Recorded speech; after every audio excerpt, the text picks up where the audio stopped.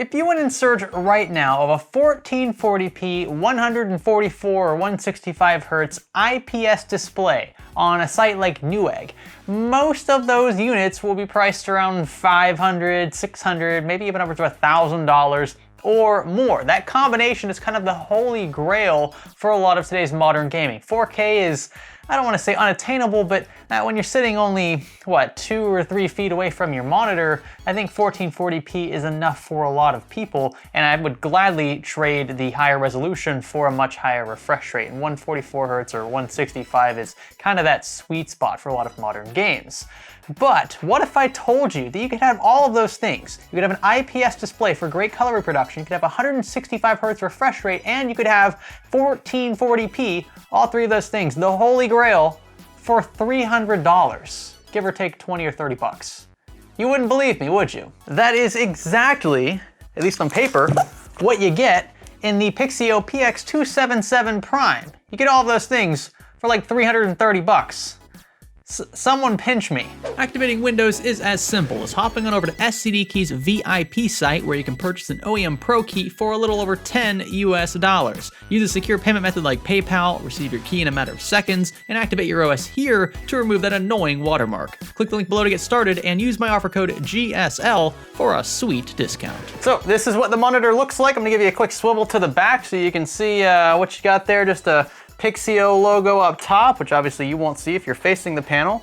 You do have a DC input, so you have an external AC adapter, which kind of sucks. You have HDMI 2.0, actually 2 of those that are capable of 144 hertz at 1440p a piece, and then DisplayPort 1.2, which is capable of 165 hertz in the same resolution. You also have an earphone jack, and I think you have an OSD kind of nav button over here. This actually is nice. I like having just one button to do everything versus 4 or 5 buttons. It can get confusing when you're not sure which button you're pushing. But anyway, this is a fairly standard monitor, and I like that it doesn't look too crazy, too ostentatious. You can tell where they spent the bulk of the money in production for this unit here went into the screen itself. So let's power this thing on and see what it looks like. So an obvious cost-cutting measure, notice this right off the bat. The included stand is fairly cheap. You do get a bit of pitch up and down, but that seems to be it. If you want to rotate the monitor, you have to rotate the entire thing, including the stand, and there appears to be no height adjustability at all. 2 screws will keep everything in place.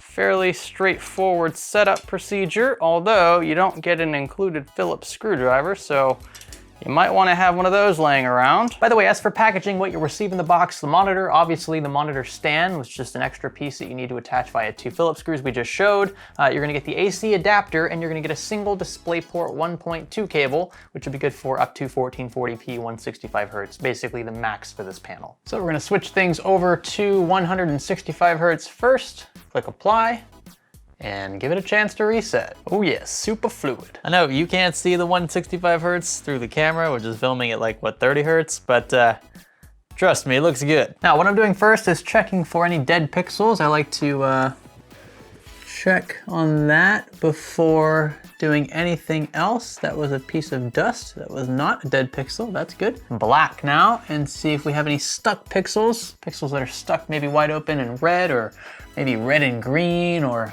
red and blue. Those would appear yellow and purple. Don't see any there. This is like super picky, but I think that the green subpixel way up here on the top left is dead. I'm not even sure the camera's gonna pick it up, but it's basically in line with my index finger there. And it's very subtle. I'm not sure if it's a totally dead subpixel or not. It actually shows up a bit with the blue background as well.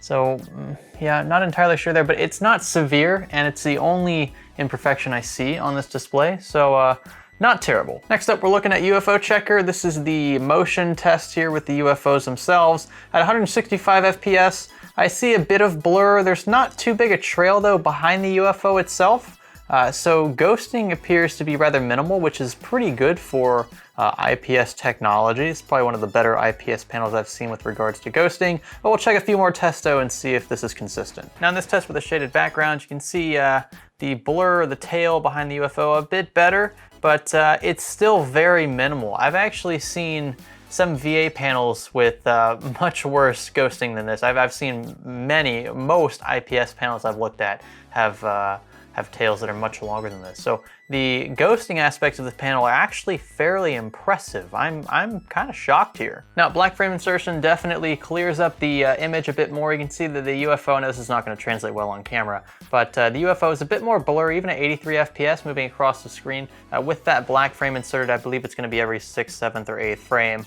You get a much cleaner image. You can actually see more detail in the UFO itself as it moves across the screen. That would definitely be helpful in a technology like this in IPS, but again, I'm nitpicking at this point just because I'm so surprised by how well it's doing overall. Now, as for backlight bleed, this panel, it doesn't pass.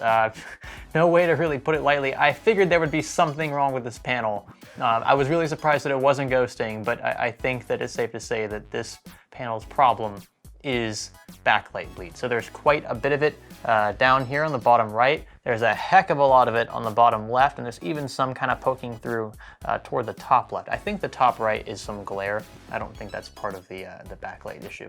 But yeah, very bad backlight, especially toward the left side of this panel. Again, not something you're gonna notice in bright scenes, but in dark scenes, it will definitely show up. The contrast ratios here are definitely subpar. Just trade off with IPS, it's definitely hit or miss with this technology. And in this case, big time miss. Now a shift to something that's much more positive, color reproduction. As you might have expected with this IPS panel, colors look amazing. The blues are very deep, very natural looking. Nothing looks oversaturated. And this right here, folks, is a stock configuration straight out of the box with no tweaks whatsoever. I hope the camera does it justice. It really looks so nice. It's gonna be difficult switching to anything other than IPS once you get familiar with this panel. So the stock color profile looking mighty fine. Contrast looks great out of the box. Sharpness, pretty crisp. The 1440p resolution obviously helps that quite a bit. The backlight bleed issue we saw, especially to the left of the panel, is not showing up, in especially bright scenes, which I guess you could expect. But even in some of the darker scenes that they've played here, I'm not noticing a huge amount of backlight bleed or lack of contrast in those areas. And that would be the one big problem with backlight bleed, is if it was so bad that you started noticing it in just normal everyday use. Now, another aspect of IPS displays you're gonna love, especially in this panel here, viewing angles. Not necessarily because you're gonna be sitting off to the side, but maybe you have a friend watching you off to the side, or maybe you have one monitor that doesn't face you directly for whatever reason. Viewing angles in IPS displays are always excellent. 179, 180 degrees virtually of color lossless viewing is just, it's something else, especially when you're used to TN technology. One of the positive trade-offs when you're switching between the two. Now this here is the on-screen display, and it's fairly straightforward. You can see we're connected via DisplayPort 1.2. You can swing this little toggle at the rear, left or right, to navigate between menus. You can scroll down, you can change color. We can change whether we want FreeSync on or off, overdrive, game assist, you can enable a crosshair, something like that. You can enable HDR, DCR, MPRT, you can change the input, you get system setup, so you can change the language, the on-screen setup there, also configure audio, and then user data. I'm assuming this is to save profiles, that's what it looks like.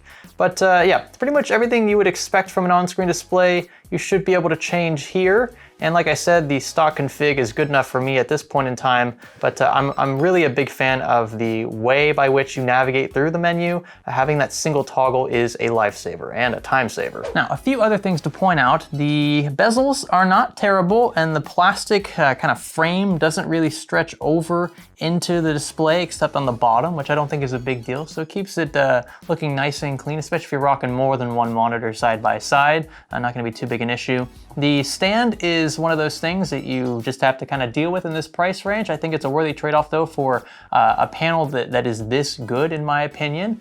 And not really anything else to gripe about apart from what we've already discussed. I think that the external AC adapter is a bit of a shame, but it's a fairly skinny panel, so what can you really do there? It's not like it's super thick or anything. And I've always liked kind of like this design, this aesthetic. Pixio does a really good job keeping things minimal, but stated. Like, you know that it's a Pixio panel. Obviously, you got the logo there at the bottom center. But elsewhere, I mean, it's very clean looking, nothing too gaudy or ostentatious, and I imagine that keeps the price down as well. No unwanted RGB or anything. So if you can't already tell, I definitely recommend this monitor for just over 300 bucks. Even if the price crept up near $400, let's say you found it for $380, $390, it's still by far the best value 1440p IPS 165Hz panel, or even 144Hz panel on the market. I'm really shocked by how cheap Pixio made this panel given what it offers. And the only real trade-offs I see from a picture quality perspective are the occasional dead pixel or stuck pixel, which you're gonna get, it's gonna be luck of the draw with really any panel out there, and the backlight bleed issue, which is an issue with most IPS displays. In this one's case, it was a little worse than I expected, but it's more than made up for, in my opinion, in the color reproduction area, as well as the ghosting area, which has always been an Achilles heel of IPS and VA panels. Ghosting issues there, just you can't really seem to get rid of them. Whatever Pixio's done to get rid of them in this case, I hope it stays in future revisions of this thing, because I'm shocked by how well this plays. So you can find this thing linked in the video description if you want to check it out, along with a few other panels we might have reviewed in the past that I think are in the same price range as this. This one I would choose hands down any day of the week, especially for content creation in the sub $400 price range. You could obviously find better monitors, just objectively speaking, out there, but for the price, I think this is one of the best values, even for gamers. Not that gamers need the most accurate colors out there, but even from a ghosting perspective, this thing is just, it's on top of its game. I'm not sure how they're doing it, but it looks really good. I'm curious if this kind of extends to other panels in this family as well. We'll be sure to test a few other Pixio panels. We actually have 2 or 3 other ones that are sitting in the closet right now that need to be reviewed. I just don't want to flood you guys with monitor reviews. But this one, definitely check it out. If you can find one on display in a store, I think that it'll speak for itself, what you'll see on screen. So you can find this link below if you want to buy one. That's just going to be an affiliate link. As usual, Pixio did send this monitor, full disclosure, but look, we've given negative monitor reviews in the past. It's there's whether or not they send us the monitor free of charge has no bearing on my review. And then, it's gonna be hit or miss for a lot of these monitors anyway. Some of them are just gonna arrive damaged. Some of them are just gonna have things that I don't like that you might like. And that's why it's called review. It's an opinion-based video. And I think this is one of the best that I've reviewed for this price. That's my unbiased, unpaid for opinion. So take that for what you will. Check it out. If you can find one on display again, I think it'll speak for itself. And yeah, leave some comments down below. I'd appreciate your feedback on this thing. What do you guys think? What do you think about Pixio in general? How do you think Pixio is doing right now in the monitor space? I think they're doing quite well. This monitor in particular is just one of those that really stands out. It's a flagship in my opinion. The PX277 Prime, it's definitely a prime in my book. If you guys want to leave a thumbs up, that would be appreciated. Consider clicking the subscribe button, and I will catch you in the next one. My name's Greg. Thanks for learning with me.